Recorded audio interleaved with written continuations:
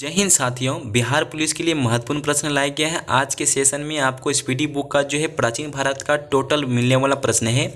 आपके इसके साथ साथ पार्ट 1, पार्ट 2, पार्ट 3 तक में टोटल आपको 500 प्लस प्रश्न देखने को मिलेगा और बहुत इंपॉर्टेंट प्रश्न देखने को मिलेगा। सिर्फ आप लोग बने रहिएगा सेशन तक, ठीक है। आप सेशन को लाइक कर दीजिए, सेशन अच्छा लगे तो चैनल को सब्सक्राइब करके दोस्तों को शेयर भी कर दीजिएगा, क्योंकि सेशन ऐसा एक भी प्रश्न होगा कि आपको पसंद नहीं आने वाला और नहीं आने वाला प्रश्न है। सारा प्रश्न छपने वाला प्रश्न होता है, ठीक है।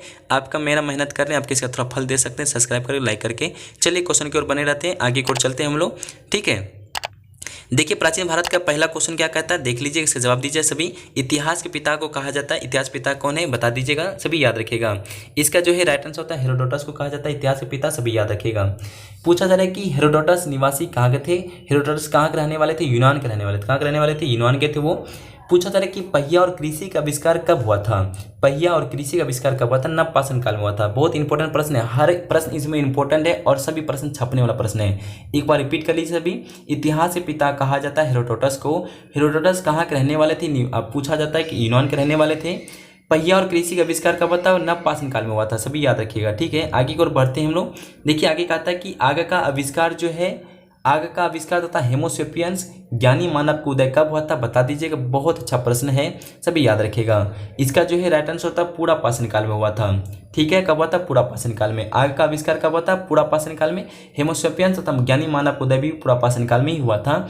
पशुपालन का प्रारंभ कब हुआ था, मध्य पाषाण काल में। क्वेश्चन सारा प्रश्न छपने वाला है। पशुपालन जो है प्रारंभ हुआ था मध्य पाषाण काल में हुआ था। भीमबेटका क्या एक प्राथमिक स्थल है, भीमबेटका एक क्या है, प्राथमिक स्थल है, सभी याद रखिएगा। एक बार रिपीट कर लीजिए प्रश्न को। क्वेश्चन कहता है आग का आविष्कार कब हुआ था, पुरा पाषाण काल में। होमोसेपियन तथा ज्ञानी मानव का उदय भी पुरा पाषाण काल में ही हुआ था। पशुपालन का जो है प्रारंभ हुआ था मध्य पाषाण काल में। भीमबेटका एक क्या प्राथमिक स्थल है, सभी याद रखिएगा। हम आगे की ओर बढ़ते हैं। आगे की ओर में कहता है कि भीमबेटका जो प्रसिद्ध है गुफा शिल चित्र जो होता है, भीमबेटका प्रसिद्ध है गुफा शिल चित्रों से, ठीक है, सभी याद रखिए। भीमबेटका किसके लिए प्रसिद्ध है, गुफा शिल चित्र हेतु के लिए। भीमबेटका कहाँ है, रायसेन के जिला जो है, रायसेन जिला मध्य प्रदेश में स्थित है। पूछा जाता है भीमबेटका किस राज्य में, सभी याद रखिएगा, एमपी मध्य प्रदेश में। जिला पूछे तो रायसेन जिला में है, याद रखिएगा। आदि मानव ने सर्वप्रथम क्या सीखा था, आग जलाना सीखा था। पूछा जाता है क्या कि आदि मानव ने सर्वप्रथम क्या सीखा था, तो आग जलाना सीखा था, सभी याद रखिएगा। मानव ने सर्वप्रथम प्रयोग किया था तांबा धातु का। क्वेश्चन पूछा जाता है क्या, आपसे क्वेश्चन पूछा जाएगा, रिपीट कर लीजिए और क्वेश्चन को, कि भीमबेटका प्रसिद्ध है गुफा शिल चित्र हेतु के लिए। भीमबेटका जो है रायसेन जिला में है, मध्य प्रदेश राज्य में है।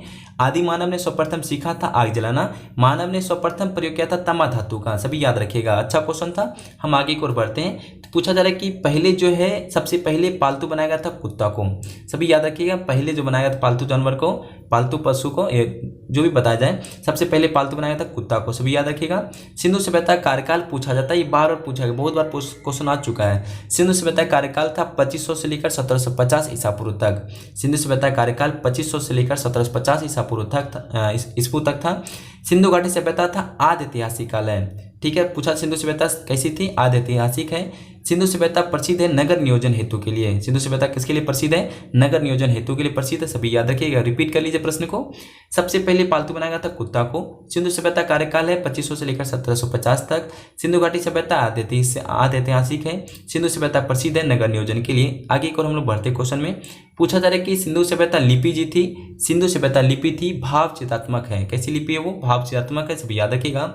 सिंधु सभ्यता के लोग का व्यवसाय था कृषि, वो लोग क्या चीज का व्यवसाय करते थे, कृषि के व्यवसाय वो लोग करते थे। सिंधु वासियों का मुख्य फसल जौ और गेहूं था, ये भी प्रश्न बहुत बार आ चुका है। सिंधु वासियों का मुख्य फसल जौ और गेहूं है, सभी याद रखिएगा। कपास की खेती का प्रारंभ किया था सिंधु वासियों ने। कपास की खेती सबसे पहले प्रारंभ कौन किया था, सिंधु वासियों ने किया था, सभी याद रखिएगा, ठीक है।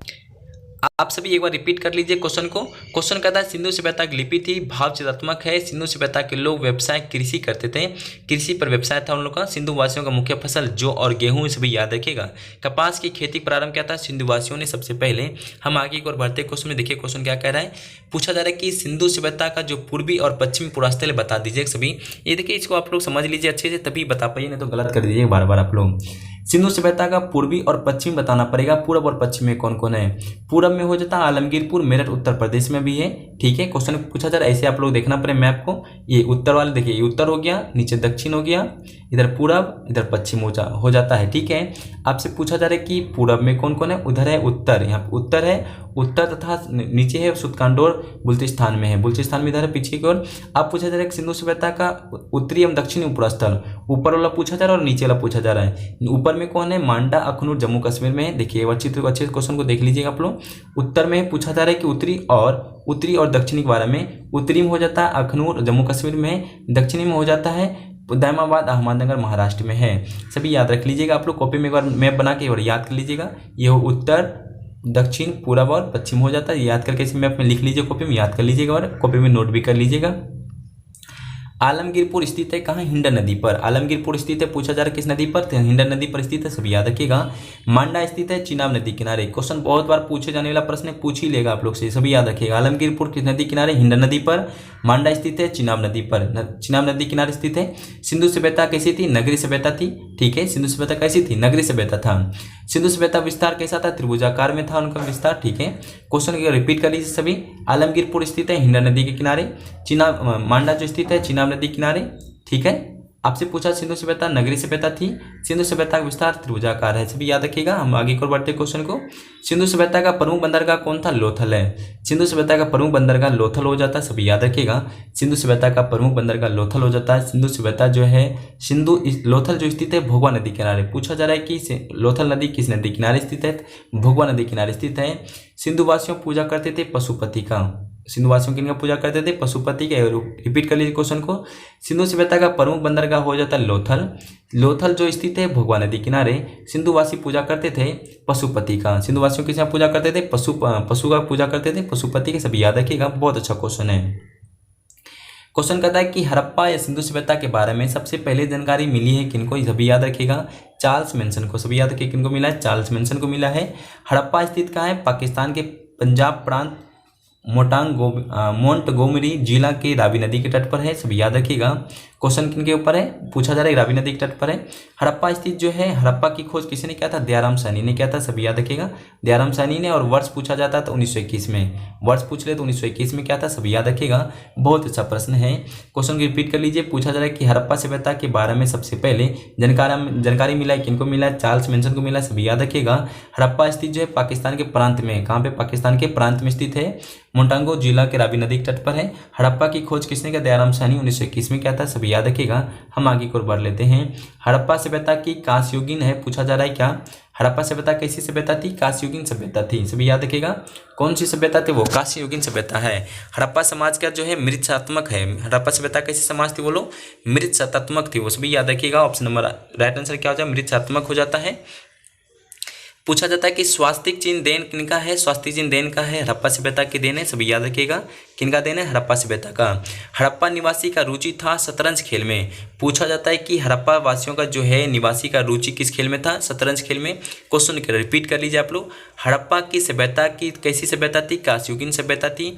हड़प्पा समाज थी मृत्सात्मक। स्वास्तिक चिन्ह देन है हड़प्पा सभ्यता की, सभी याद रखिएगा। ठीक है, देखिए पूछा जाता है कि हड़प्पा की रुचि था किसमें, शतरंज खेलने में, किसमें था, शतरंज खेलने में। आगे को हम लोग बढ़ लेते हैं। देखिए आगे को प्रश्न क्या कह रहा है। धोलावीरा जो स्थित है गुजरात कच्छ जिला में है। पूछा जाए धोलावीरा स्थित कहाँ है, गुजरात के कच्छ जिला में। कैसा सेशन लग रहा है आप लोग बता दीजिए लाइक करके और शेयर करके, हमको पता चल जाएगा। आप लोग लाइक करते होंगे तो समझेंगे अच्छा सेशन लगता होगा आप लोग, और कमेंट भी कर दीजिएगा। RS-37 कब्रिस्तान मिला है कहाँ पे, हड़प्पा से मिला है। RS-37 जो है पूछा जाए कब्रिस्तान कहाँ मिला, हड़प्पा से मिला, सभी याद रखिएगा। हड़प्पा में मिट्टी के बर्तन का प्रयुक्त रंग कैसा होता है, लाल होता था, कैसा होता है, लाल होता है, सभी याद रखिएगा। मोहनजोदड़ो में हड़प्पा की प्राथमिक खुदाई के प्रहरी कौन थे, सर जॉन मार्शल थे। कौन थे, सर जॉन मार्शल थे, सभी याद रखिएगा। एक बार रिपीट कर लेते हैं। धोलावीरा स्थित है गुजरात के कच्छ जिला में। RS-37 कब्रिस्तान में मिला है हड़प्पा से। हड़प्पा में मिट्टियों के बर्तन पर प्रयुक्त रंग जो है लाल है। मोहनजोदड़ो एवं हड़प्पा की प्राथमिक खुदाई के प्रभारी थे सर जॉन मार्शल थे, सभी याद रखिएगा। हम आगे की ओर बढ़ते हैं, देख लीजिएगा। मिस्र के राजा कहलाते थे फड़ाऊं। मिस्र के राजा कौन कहलाते थे, फड़ाऊं कहलाते, सभी याद रखिएगा। इसका जो है राइट आंसर होता है फड़ाऊं हो जाता है मिस्र के राजा, सभी याद रखिएगा। चावल का जो साक्ष्य पूछा जाता है बहुत बार क्वेश्चन आया है, चावल का साक्ष्य कहाँ से मिला है, लोथल एवं रंगपुर से, सभी याद रखिएगा। बिहार पुलिस के लिए बहुत महत्वपूर्ण प्रश्न है। चावल के जो साक्ष्य लोथल एवं रंगपुर से सभी याद रखिएगा। जुते हुए खेत का साक्ष्य कहाँ से मिला? कालीबंगा से। जुते हुए खेत का साक्ष्य कहाँ से मिला? कालीबंगा से मिला, सभी याद रखिएगा। जुते हुए खेत का साक्ष्य मिला कालीबंगा से। बहुत अच्छा क्वेश्चन है, रिपीटेड क्वेश्चन है, बार बार पूछे जाने वाला प्रश्न है। सेशन अच्छा लगता है तो लाइक भी कर दीजिएगा। कालीबंगा का अर्थ होता है काले रंग की चूड़ियाँ। कालीबंगा का अर्थ क्या आता है? काले रंग की चूड़ियाँ हो जाता है, सभी याद रखिए। बहुत अच्छा क्वेश्चन है। हम आगे की ओर बढ़ लेते हैं। देखिए आगे की ओर प्रश्न क्या कर रहा है। अग्निकुंड प्राप्त हुआ है कहाँ से? बता दीजिएगा। अग्निकुंड प्राप्त हुआ है लोथल और कालीबंगा से। पूछा जा रहा अग्निकुंड कहाँ से प्राप्त हुआ है? लोथल और कालीबंगा से प्राप्त हुआ है, सभी याद रखिएगा। बहुत अच्छा प्रश्न है। घोड़े की हड्डी का अवशेष कहाँ से मिला है? सुरकोटदा से मिला है। घोड़े की हड्डी का अवशेष कहाँ से मिला है? सुरकोटदा से मिला है, सभी याद रखिएगा। बहुत अच्छा प्रश्न है। ठीक है। सिंधु सभ्यता की सबसे बड़ी इमारत हो जाता है मोहनजोदड़ो। सिंधु सभ्यता की सबसे बड़ी इमारत हो जाता है मोहनजोदड़ो, सभी याद रखिएगा। मोहनजोदड़ो की खोज किसने की थी? मोहनजोदड़ो की खोज रखलदास बनर्जी ने किया था। किस वर्ष? 1922 में। मोहनजोदड़ो की खोज किसने की थी? रखलदास बनर्जी। वर्ष पूछा जाता 1922। एक बार रिपीट कर लीजिए क्वेश्चन को। अग्निकुंड का प्राप्त हुआ लोथल कालीबंगा से। घोड़े की हड्डी का अवशेष मिला सुरकोटदा से। सिंधु सभ्यता की सबसे बड़ी इमारत होता है मोहनजोदड़ो और मोहनजोदड़ो की खोज रखलदास बनर्जी ने की, सभी याद रखिएगा। हम आगे की ओर बढ़ते हैं क्वेश्चन की ओर। क्वेश्चन को समझिएगा। मोहनजोदड़ो का अर्थ होता है मृतों का टीला। मोहनजोदड़ो का अर्थ क्या होता है? मृतों का टीला होता है, सभी याद रखिएगा। मोहनजोदड़ो का अर्थ क्या होता है? मृतों का टीला हो जाता है। नृत्य कांच की मूर्ति मिली कहाँ से? मोहनजोदड़ो से। नृत्य का जो एक कांच की मूर्ति कहाँ से मिली? मोहनजोदड़ो से मिला, सभी याद रखिएगा। मोहनजोदड़ो को पाकिस्तान के सिंध प्रांत के लड़काना जिला में सिंधु नदी के तट पर है मोहनजोदड़ो, सभी याद रखिएगा। बहुत अच्छा प्रश्न था। ठीक है। मोहनजोदड़ो से प्राप्त स्मारक क्या? वृत्त स्नानगर मिला है। मोहनजोदड़ो से सबसे बड़ा स्नानगर मिला है, सभी याद रखिएगा। बहुत अच्छा प्रश्न है। हम आगे की ओर बढ़ते हैं। देखिए क्वेश्चन की ओर क्या कर रहा है। वैदिक सभ्यता का काल पूछा जाता है। वैदिक काल का जो है वैदिक सभ्यता काल 1500 से लेकर 1600 ईसा पूर्व तक है, सभी याद रखिएगा। इसका राइट आंसर क्या होगा? 1500 से लेकर 1600 ईस्वी तक ही याद होगा, रखिएगा सभी।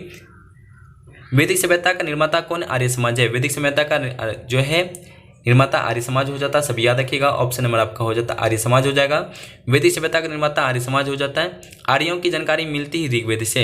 बहुत अच्छा क्वेश्चन है। ठीक है। क्वेश्चन कहता है आर्यों की जानकारी किससे मिलता है? ऋग्वेद से मिलता है, सभी याद रखिएगा। ऋग्वेदिक काल में आजीवन अविवाहित रहने वाली महिला को क्या कहा जाता है? सभी याद रखिएगा। अमाजू कहा जाता है। अमाजू कहा जाता है, सभी याद रखिएगा।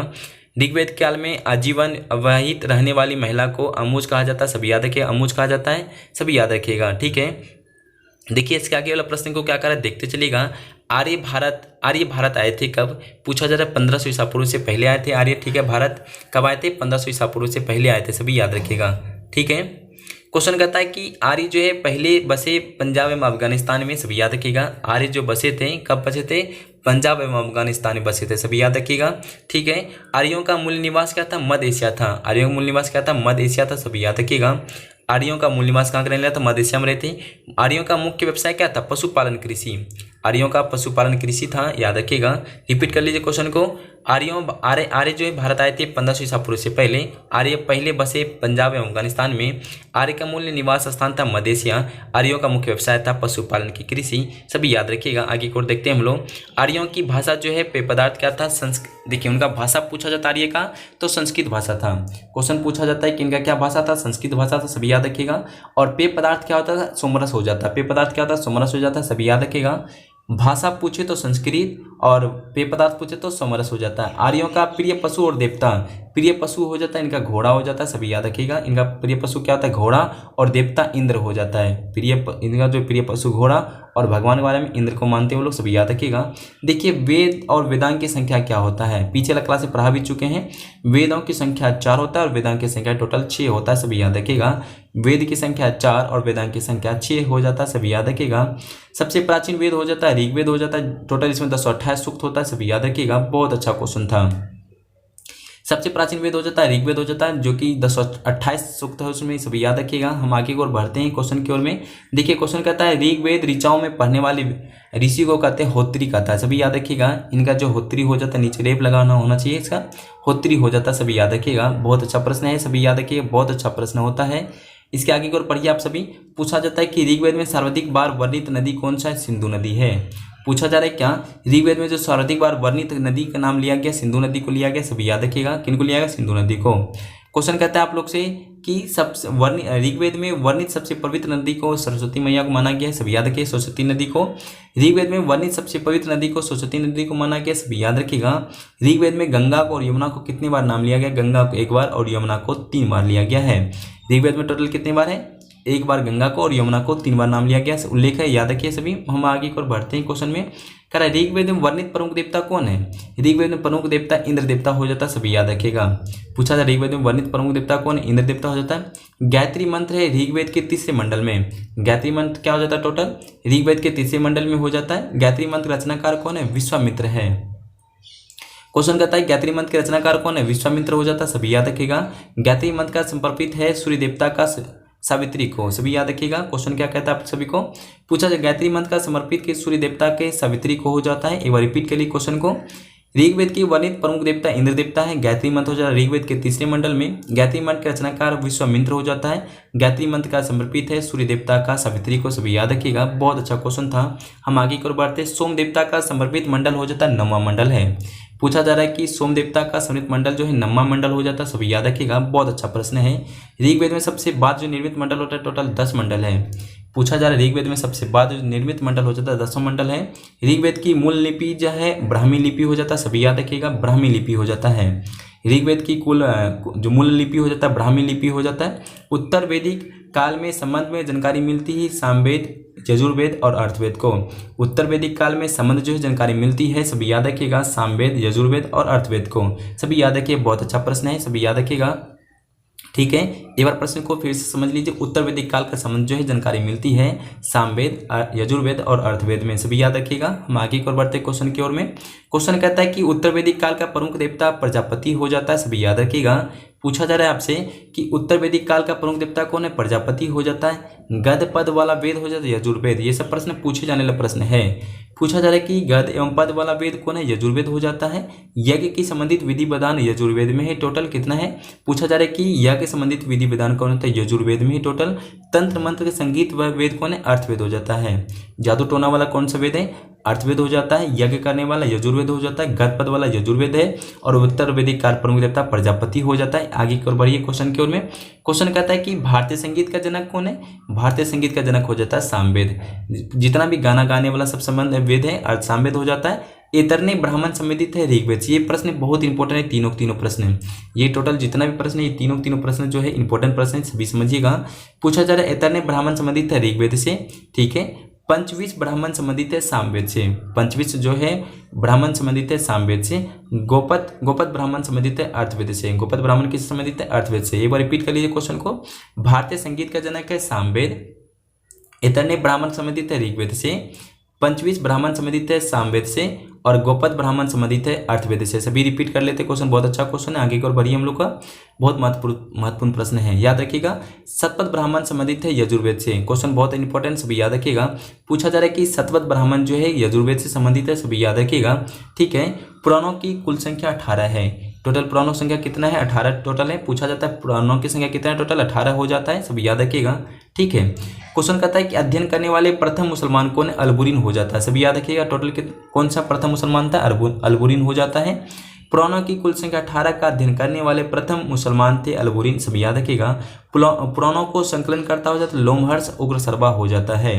बहुत अच्छा क्वेश्चन है। पूछा जा रहा है कि पुराणों के संकलनकर्ता कौन हो जाता है? लोमहर्ष, हर्षक और उग्रसर्वा हो जाता है, सभी याद रखिएगा। खान मोहम्मद सबसे प्राचीन पुराण है विष्णु पुराण हो जाता है। क्वेश्चन कहता है आपसे खान मोहम्मद सबसे प्राचीन पुराण कौन है? विष्णु पुराण हो जाता है, सभी याद रखिएगा। बहुत अच्छा प्रश्न होता है। हम आगे की ओर बढ़ते हैं, देखिए प्रश्न की ओर। सातवाहन की जानकारी किससे मिलता है? सभी याद रखिएगा। सातवाहन का जो है जानकारी मत्स्य पुराण में मिलता है, सभी याद रखिएगा। सातवाहन का जो जानकारी मिलता है मत्स्य पुराण में, बहुत अच्छा क्वेश्चन है। गुप्त वंश की जानकारी मिलता है वायु पुराण से। गुप्त वंश की जानकारी किससे मिलता है? वायु पुराण से मिलता है, सभी याद रखिएगा। ठीक है, गुप्त वंश की जानकारी मिलता है मत्स्य पुराण और गुप्त वंश की जानकारी मिलता है वायु पुराण से। उपनिदेश विषय वस्तु मतलब दर्शन का, सभी याद रखिएगा। पूछा जा रहा है कि उपनिदेश विषय वस्तु है दर्शन का। दर्शन के सर्वाधिक प्राचीन हो जाता है संख्या दर्शन। क्वेश्चन क्या कर रहा है आपसे, समझ लीजिए, एक बार रिपीट कर लीजिए सभी। पूछा जा रहा है कि सातवाहन की जानकारी मिलता है मत्स्य पुराण से, बहुत अच्छा प्रश्न है। गुप्त वंश की जानकारी मिलता है वायु पुराण से, सभी बहुत अच्छा प्रश्न है। उपनिदेश विषय वस्तु दर्शन का हो जाता है, दर्शन के सर्वाधिक प्राचीन हो जाता है संख्या दर्शन से। हम आगे की ओर बढ़ते प्रश्न की ओर, देखिए आगे की ओर। ब्राह्मण ग्रंथ संबंधित है कर्मकांड से। पूछा था ब्राह्मण ग्रंथ जो है किससे संबंधित है, कर्मकांड से संबंधित है, सभी याद रखिएगा, बहुत अच्छा प्रश्न है। सत्यमेव जयते लिया गया किससे लिया गया, मुंडकोपनिषद से लिया गया, सभी याद रखिएगा, सत्यमेव जयते लिया गया मुंडकोपनिषद से। भारत की प्रथम कानून पुस्तक कौन है, मनुस्मृति हो जाता है, सभी याद रखिएगा। आप लोग कभी संविधान को मत मार दिए, ठीक है, संविधान में ऑप्शन मिलेगा पर संविधान को टिक नहीं कीजिएगा। भारत की प्रथम कानून पुस्तक कौन है, मनुस्मृति हो जाता है। भारत का प्रथम महाकाव्य हो जाता है रामायण। पूछा जाता है भारत का प्रथम महाकाव्य हो जाता है रामायण हो जाता है। रिपीट कर लीजिए प्रश्न को एक बार। क्वेश्चन कहता है ब्राह्मण ग्रंथ से संबंधित है, कर्मकांड से संबंधित है, सभी याद रखिएगा। सत्यमेव जयते लिया गया मुंडकोपनिषद से। प्रथम कानून पुस्तक हो जाता है मनुस्मृति। प्रथम महाकाव्य हो जाता है रामायण हो जाता है, सभी याद रखिएगा। हम आगे की ओर बढ़ते हैं, देख लीजिएगा। रामायण का रचयिता कौन हो जाता है, महर्षि वाल्मीकि हो जाता है, सभी याद रखिएगा। रामायण के रचयिता कौन हो जाता है, महर्षि वाल्मीकि हो जाता है, सभी याद रखिएगा। भारत का सबसे बड़ा महाकाव्य हो जाता है महाभारत। भारत का सबसे बड़ा महाकाव्य हो जाता है महाभारत। भारत का रचयिता हो जाता है महर्षि वेदव्यास हो जाता है। भारत का रचयिता कौन है, हो जाता है महर्षि वेदव्यास हो जाता है, सभी याद रखिए, बहुत अच्छा प्रश्न है, ठीक है। देखिए थोड़ा यहाँ मिस्टेक हो गया, यहाँ पे होना चाहिए महाभारत, भारत लिखा गया, यहाँ पे आप लोग एक बार टाइप देख लीजिए, यहाँ पे होना चाहिए महाभारत की जगह। महाभारत का रचयिता होता है महर्षि व्यास हो जाता है, सभी याद रखिएगा। महाभारत का अन्य नाम होता है जय संहिता हो जाता है, सभी याद रखिएगा। इसका जो है राइट आंसर होता है जय संहिता हो जाएगा, सभी याद रखिए, जय संहिता हो जाता है, ठीक है। आगे की ओर बढ़िए, देखिए आगे की ओर क्वेश्चन क्या कह रहा है। महाभारत का फारसी अनुवाद रजनामा नाम से क्या था, बता दीजिए राइट आंसर क्या होता है। क्वेश्चन कहता है महाभारत के फारसी अनुवाद रजनामा नाम से क्या था, बदायूनी ने 16वीं सदी में क्या था, ठीक है। राइट आंसर क्या था, बदायूनी 16वीं सदी में, सभी याद रखिएगा, ठीक है। देखिए इसके आगे प्रश्न को कहता है रामायण का फारसी अनुवाद किसने किया था, बदायूनी क्या था। रामायण का जो फारसी अनुवाद में किसने किया था, बदायूनी ने क्या था, सभी याद रखिएगा, बहुत अच्छा प्रश्न है। चारों वेद में सम्मिलित रूप क्या, संहिता का। चारों वेद को मिला दिया जाता है उसको कहा जाता है संहिता कहा जाता है, सभी याद रखिएगा, और अच्छा प्रश्न था। बुद्ध जन्मे थे लुम्बिनी में 1563 ईसा पूर्व में। बुद्ध जन्मे थे कब, लुम्बिनी में 1563 ईसा पूर्व में, ठीक है, सभी याद रखिएगा। इसके आगे प्रश्न टोटल देखिए और आगे है। बुद्ध के जन्म के प्रतीक कौन हो जाता है, कमल एवं सांड हो जाता है। बुद्ध के जन्म का प्रतीक क्या हो जाता है, कमल एवं सांड हो जाता है, सभी याद रखिएगा, बहुत अच्छा प्रश्न है। बुद्ध की मृत्यु कुशीनगर में हुआ था, कब हुआ था, 483 ईस्वी में। बुद्ध की मृत्यु कुशीनगर में हुआ था, वर्ष पूछे तो 483 ईसा पूर्व में हुआ था, सभी याद रखिएगा। बुद्ध की मृत्यु की घटना क्या कहता है, महापरिनिर्वाण कहा जाता है, सभी याद रखिएगा। बुद्ध की मृत्यु क्या कहा जाता है, महापरिनिर्वाण कहा जाता है। बुद्ध के पिता कौन थे, सभी याद रखिए। बुद्ध के पिता हो जाता है सुद्धोधन शाक्य कुल के थे, ठीक है, सुद्धोधन शाक्य कुल के थे उनके पिता, सभी याद रखिएगा। बुद्ध की माता कौन थी, महामाया देवी, ठीक है, वो किस वंश की थी, कोकलीय वंश की थी, सभी याद रखिएगा। उनकी माता कौन थी, महामाया देवी थी, कोकली वंश की थी वो। बुद्ध के प्रथम गुरु कौन थे, अलार कलाम हो जाता है। बुद्ध के प्रथम गुरु कौन थे, अलार कलाम हो जाता, सभी याद रखिएगा, बहुत अच्छा प्रश्न था, ठीक है। इसका कौन गुरु हो जाते, अलार कलाम हो जाता है। बुद्ध को ज्ञान की प्राप्ति हुई थी बोध गया में निर्जना नदी के तट पर पीपल वृक्ष के नीचे, सभी याद रखिएगा। पूछा ज्ञान की प्राप्ति कहाँ हुआ था, बोध गया में निर्जना नदी के तट पर पीपल वृक्ष के नीचे। सीधे इसके आगे प्रश्न का था बुद्ध के प्रथम उपदेश दिए थे सारनाथ में। ये क्वेश्चन बहुत बार आ चुका है। बुद्ध के प्रथम उपदेश कहाँ दिए थे, सारनाथ में दिए थे। 2 टॉपिक 3 टॉपिक्स आएगा ही, बौद्ध जैन और महावीर से क्वेश्चन तो छप ही जाता है हर बार, और रिपीट कर लीजिए आप सभी, ठीक है। इसके आगे एक भी प्रश्न नहीं है। इसके आगे अब पार्ट 2 में देखने को मिलेगा 2 से 3 और वीडियो आने वाला है, जो कि प्राचीन भारत पूरा पढ़ा दिया जाएगा। उसके बाद आधुनिक भारत आने वाला है। सेशन कैसा लगा आप लोग बता दीजिए। सेशन अच्छा लगा लाइक कर दीजिए, चैनल को सब्सक्राइब करके दोस्तों को शेयर भी कर दीजिएगा। आप सभी को धन्यवाद। आप लोग लगे रहिए, मेहनत करती है। लूशन के जो नीचे आने वाले 1000 प्रश्न को उसको देखते रहिए लगातार एग्जाम तक। आपको बहुत महत्वपूर्ण प्रश्न 1000 का टोटल क्वेश्चन कराने वाले आपको, ठीक है। आपको पूरा लूशन 1000 क्वेश्चन मिलने वाला है। आप लगातार बने रहिएगा। आप सभी को चैनल को सब्सक्राइब जरूर कर लीजिएगा और वीडियो को लाइक भी कर दीजिएगा।